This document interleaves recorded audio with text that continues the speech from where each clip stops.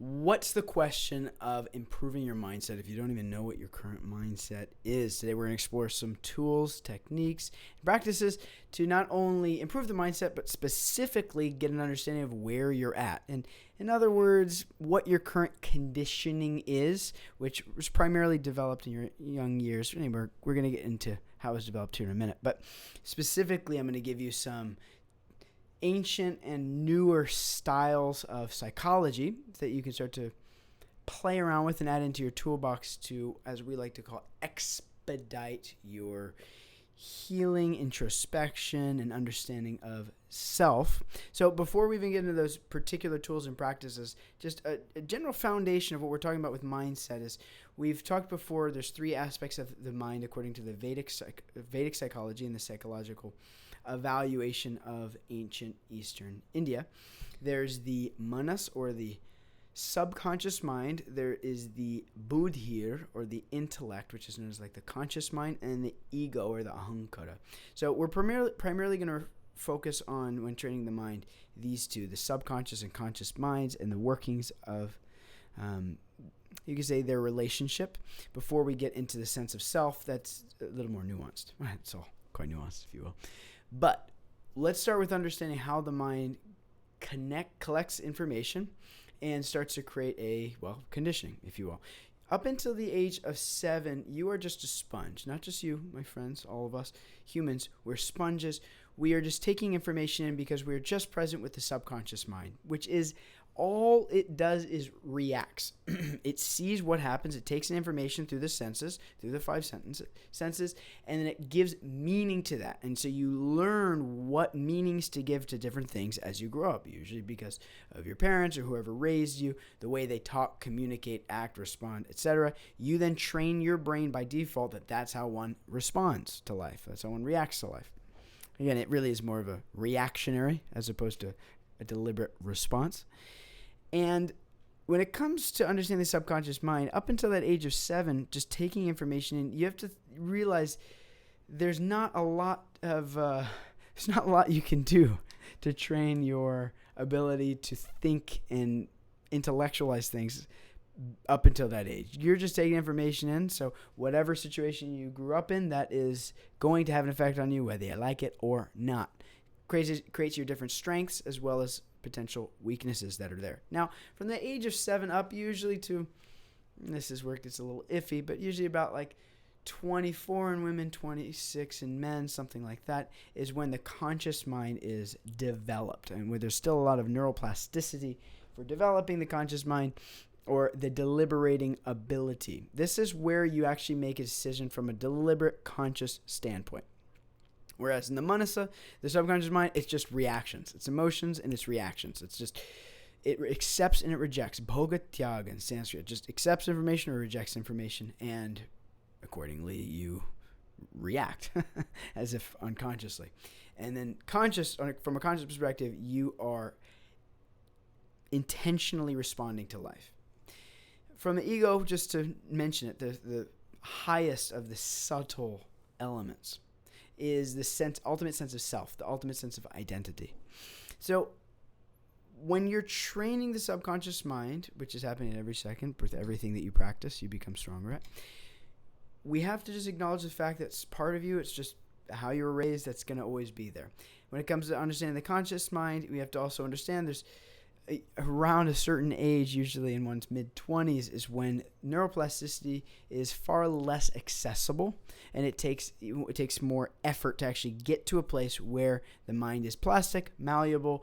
It's to a place where it's easier to change stimuli to response or new neural pathways. Once you pass that particular threshold, usually in your mid-20s, you have to access that neuroplasticity. It doesn't just happen, not necessarily automatically like it did earlier, but as accessibly is a good way to think about it. So when we're talking about developing mindset and improving our mind, the most important thing for us to understand is how our subconscious mind responds and how we are consciously, voluntarily, intentionally training our conscious mind to respond. I would say how we react to life and the default reactivity, and then how we deliberately respond to life. We have to have a conception of that so that you can work on that. Otherwise, what are you working on? This idea of mindset. I'm improving my mindset. What are you working on? Think good. I want to think gooder. It doesn't work. I mean, and even if it does work, it's as if it's random. You're just taking information. It's not very systematic. Better is to take a more holistic approach to it with the W. There's a couple sciences that are out there that I personally like exploring that I found really holistic, really complete in many ways. Now, the tools that I'll suggest in these different sciences, I don't endorse them fully, that everything that's ever talked about them is true and accurate. No, I think that's a silly statement. Rather, I'm going to encourage you to explore these resources and sciences in such a way as to help expedite your introspection, just help understand yourself with a shorter amount of time invested. That's the idea. Now, a couple of sciences that I've explored that I'll mention today is one is Jyotish or Vedic Astrology, and specifically Vedic Astrology or lunar astrology as opposed to solar, which is great, can be helpful. It's just far more vague, whereas lunar or Vedic Astrology is very specific. We'll get into that in a second.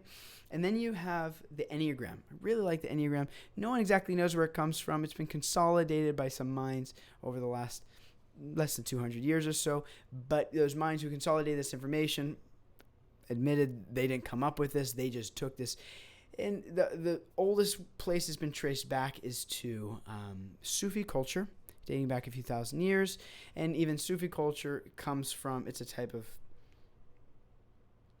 modified Vedic concept. Sufi culture in general is an offshoot of Vedic culture. It's definitely some differences, don't get me wrong. But so even with Enneagram, the roots are very likely backed in Vedic conceptions. Again, Vedic, the Indic society. This is not just India, but the reverberating countries that was once upon a time called Bharat, where we get the oldest literatures written to man called the Vedas. The Vedas, the Rig Veda, the oldest written literature we know. Whether it's the oldest books ever written, we don't know that. It's just the oldest one we currently have to date that's been traced back. So Enneagram is a great science we'll talk about here. I like human design. It's a nice combination of some of these other tools and principles that's been put together relatively recently. And then there's others that are helpful, but that I'll name here in a second. But I will say there's a limit there. Whereas some of these other sciences, there's more flexibility, and I'll explain the difference in a second. But these ones are a little bit more limited. You have the Myers-Briggs, and you have, anyway, probably better I don't even have to go into the more limited ones. Let's get into the ones that are more dynamic. So when we're talking about these three sciences, the one I'm going to focus the most on is Jyotish or Vedic Astrology. The way I like to think of astrology, sometimes people like to knock on astrology, and that was me for most of my life. Yeah, astrology, yeah, I'm a Cancer, I'm a Libra, me and everyone else that was born this month, give me a break. I just wasn't into it, I rejected it, but hear me out here. If you're like me and astrology didn't quite sit and land, the way I would encourage you to think about this is the moon, go ahead and look up, depending on what time of the day it is, go ahead and look and find the moon. The moon is affecting the tide. It's causing the tides. The way I like to think about this is you're trying to tell me the moon affects every aspect of the earth. It's actually not even just the tides. It also helps with growing fruits and vegetables and plants and whatnot. You're trying to tell me the moon affects the tides and our foods, but it don't affect you? Give me a break. Give me a break. It can cause the tide, but it can't affect you in some way or another. Give me a break. These different planetary influences are just that. They're influences. When we talk about astrology, I'm referring to everything in our universe has an effect. Just like heat has an effect, cold has an effect. Everything has an effect. And therefore, the planets, according to how they're present at different times of our life, including birth, including right now, are going to affect your mind in different ways. Our job is to figure out how to use those currents of life, those influences that are coming from the planets, ours included, Mother Earth included, and use them in such a way as to push us in the direction that we want to be moving. And in other words, identify your strengths and your weaknesses in such a way that you empower more empower those strengths more, and then minimize or avoid some of those areas of weakness. Ultimately, heal through them. So it's not a predictive science. I don't indulge the idea of astrology of like telling my future. That I'm not into. I'm into the idea of, okay, according to the influences of the planets which affected your physiognomy and the way you look, talk, sound, speak, smell, etc., you take that information and then you can make a projected estimated guess of like what life might look like, what your strengths, weaknesses might be, and then you use that and you validate that through your own experience. And then you don't just arbitrarily accept what one astrologer says to be truth. It's more along the lines of identifying, where can I see this is true, and what are these influences that are definitely noticeable, and then the ones that may not be as noticeable. Sure, you don't have to pay so much attention, but just use this as a tool to make your life easier and gain more understanding of the way that your mind works. If you guys have any interest in going deeper into Vedic astrology, I have various Vedic astrologers that I work with personally. Just drop me a message. Email at info@manda.life, and then I can connect you and refer you to some great Vedic astrologers. And again, it's based off the moon as opposed to the sun. You know, the idea in the West where it's like, okay, if you're born in this month, you're this. It's like, no, I'm not a this. It's, you know, me and everyone else have the same psychology. No. Or influence the same way. Not quite. Whereas the lunar astrology, Vedic astrology, it takes your specific birth time, the arrangement of the stars at the time that you came out of the womb, which, whether you like it or not, affected you a lot. It influenced your whole life in many ways based on your past karma. Again, karma is a Sanskrit term where we've heard this word karma before, but literally what we're referring to with karma is, it comes from this word kri in Sanskrit. It means action. So karma means an action, which with every action comes a reaction. According to what you've done in the past, you create your future that way.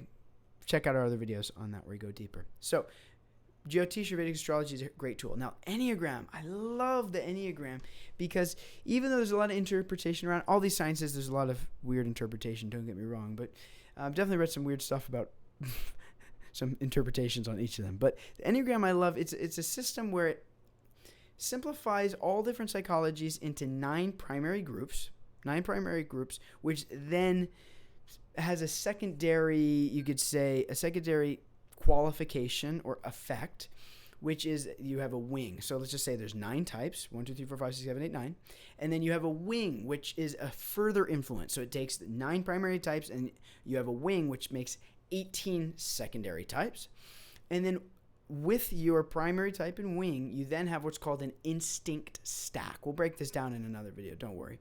But you have an instinct stack, which then further classifies the way you process life and the way you think based on your childhood, usually whatever traumatic experiences. And if you think you went through no traumas, every human being's been through different traumas. Just give it whatever name you might want to, just that which influenced your psychology substantially at a young age. It modifies it even further based on your instinct stack, and then you have about 54 variations of psychological types. And then from there, you have what we call integration and disintegration, which functionally means healing and becoming more healthy and more processed and more self-realized, or disintegration, covering the knowledge of the self more and more and not understanding yourself and your psychology and your nature in a progressive way, which then, so you have integration, disintegration, which makes about 108 primary types from the Enneagram. If you're looking for something between now and when you watch my video on the Enneagram, you could go to the Enneagram Institute and get a nice idea of very well explained, in my opinion, understanding of what the Enneagram is and how you can start to use it.